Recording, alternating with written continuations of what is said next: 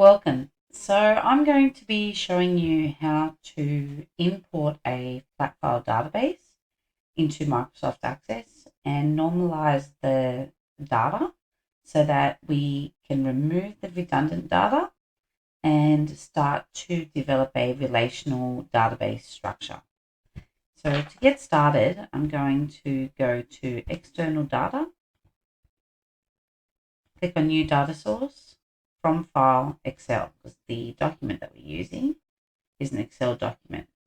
Just make sure you have import the source data into a new table in the current database. So that's the option we're going to be doing because we're going to just import it. And I'll locate my data. It's called Canteen FLATFILE Database. And at this point, it recognizes the worksheet that I'm importing the data from. So I'm just going to click on Next. You can choose other worksheets, especially if there's several. First row contains column headings. Next. Product ID. So all it'll do is just make sure that all the fields are correct.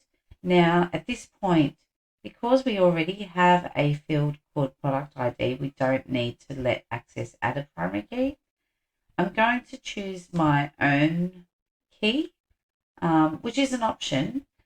But at this point, because we have to have a look at the data, I think we just click on no primary key and we'll select a key afterwards.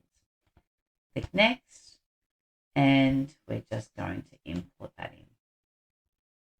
And close. So now you can see, if I double click on this, that this is my FLATFILE database.